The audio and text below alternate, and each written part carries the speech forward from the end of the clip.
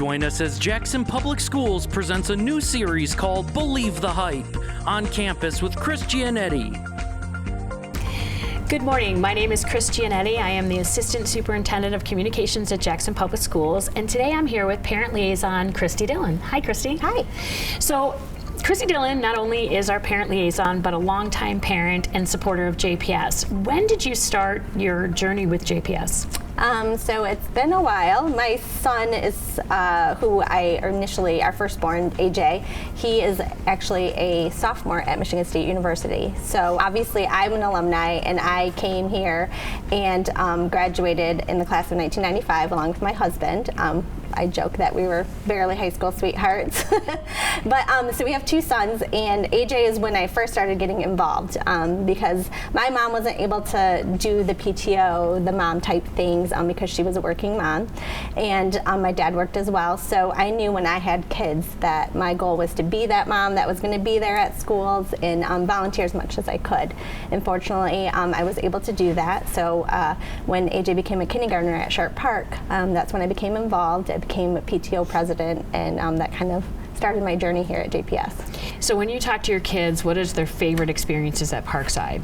I feel like with AJ, he, I think too, as a fifth grader and coming in as a sixth grader, and I hear this currently with our fifth grade tours that we've been doing, is they're so anxious to meet new students, right? So especially some of the smaller elementaries, you're around the same two classrooms of kids. Right. And so they are able to meet new friends. And to this day, AJ has some of the best friends that he met due to some of the inflowing of their other elementaries. So as a parent liaison, what do you say to parents who are worried, or what advice would you give to a parent who's on their way to come into Parkside with their student and they're not going to have the opportunity to be a parent liaison or a cushion inside the school for them, but they are worried about the size of Parkside or those kind of things? What are some advice things that you give them? Yeah, so I feel like number one, we always offer parents to come in and tour as well. We offer private tours if that would make them feel comfortable. I feel like we have great opportunities. I like to tell our parents that, please don't listen to rumors that might be out there. Please come and experience it. What can we do to make you feel more comfortable about the situation, or things like that. So, and I know we've done quite a bit of renovation here at the Parkside as well, so it's definitely something to come and visit. Absolutely. So now you've finished with your Parkside experience with your kids, and they're on their way to the high school. What experiences have you had that made your kids feel comfortable moving into the high school, and some opportunities that are there? Yeah, so, I joke because, like I said, we graduated in 95. My husband has been a football coach since 1995. So our kids have been a part of JPS since they were born. 3 weeks after AJ and Brady were both born. They both were born in August. They were on the football field, getting the experience of Vikings. Yes. So as part of the experience that you've had with JPS, being a parent liaison and a parent, if I were an incoming parent and said that, I have concerns, do you sit down and talk with them? Do you spend time with them? Can they get in touch with you if they have questions and just sit down and talk with you? Yes, absolutely. I encourage that. I send a monthly newsletter out. Our information is located on the website. I always encourage parents. I don't want to only hear about the positive things. If you have concerns, please let me know. I think that's really what is the basis of JPS in so many ways, is the relationships that we make, and that we want parents to feel comfortable making relationships with those that they feel comfortable with, because the school experience is a long journey. When you start 12 years of your life with the school, there are so many things that will happen over time. I know with my own kids, one day it could be great, and the next day you could be having issues, and it just depends on the time. And I think having a parent liaison, which was not around when my kids were going through school, is a great resource. And I see you around the district everywhere, right? And I never not know where you are. and I think that that's really important for the public to know, that JPS recognizes that the school experience is different for everybody, and that having someone who has had the experience in many different ways, but also has been here a long time time to help parents go through it. So I think you're a very huge asset to JPS, and we certainly are appreciative that you have sent your kids here. I can't wait till your grandkids come here.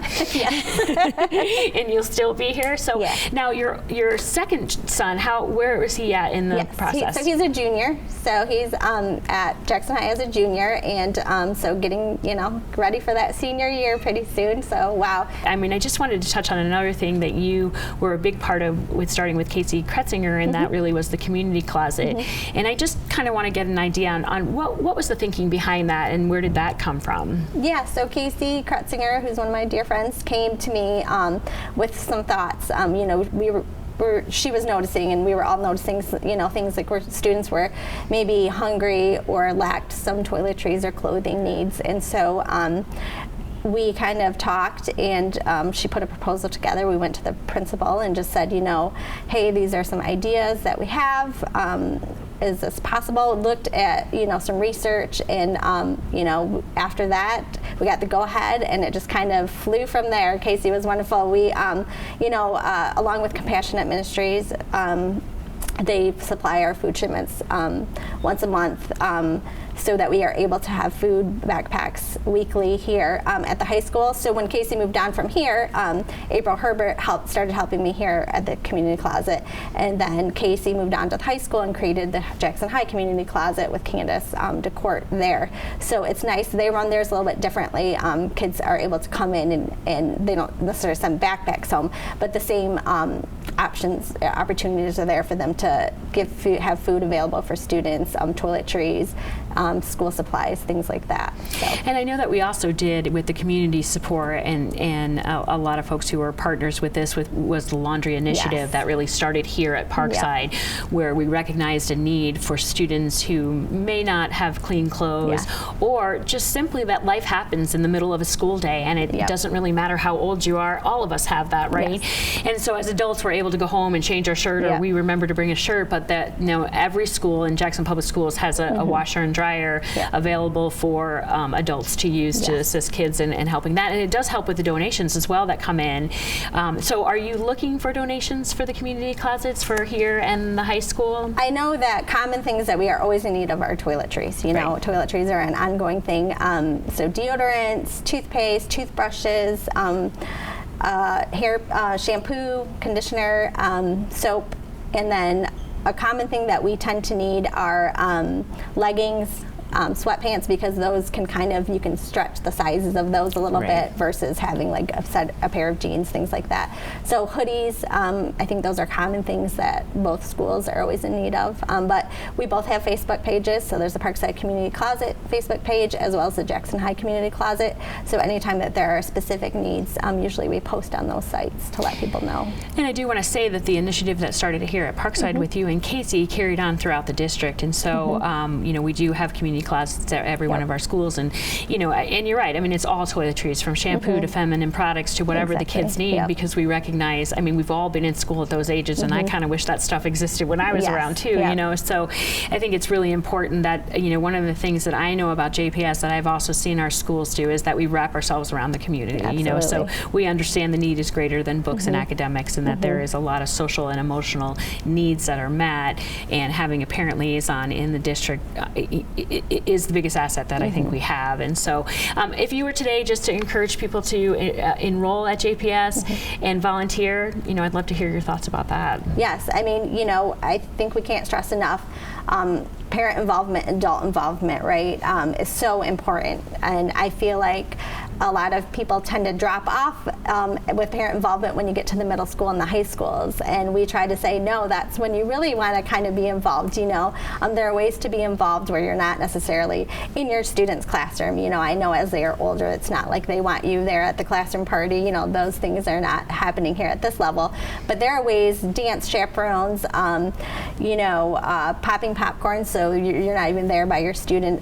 We like to have lunch supervisors, but a big one at the high school too is just chaperoning, and so there are so many opportunities. There's opportunities even if you don't.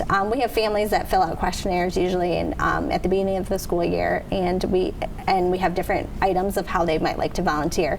And some of them are, maybe you want to just make a treat for it to put in the mailbox. So we have families that we know are like, nope, I can't come to a meeting, I can't come in the classroom, but if you need something for a breakfast or something, I'm there. Right. I will make something, I'll send something in. So we have all types of volunteers, and we always encourage them to be involved. Yeah, I think that's the one thing that for sure that JPS wants our parents to feel open and welcome to come here at any time to do what it is that they feel is comfortable for them to be a part of. I mean, many parents don't want to deal with other kids, that they might have to supervise, but they might enjoy do some of those other jobs. So, and now that COVID has relaxed, we are certainly wide open for activities and everything else, and so that's really an important piece of JPS is that we want to partner with our parents and be a partner in education with their students. Absolutely. So, well, thank you very much for doing this interview with me. I appreciate the work that you do for Jackson Public Schools, and we appreciate that you are a Viking all around. Yes.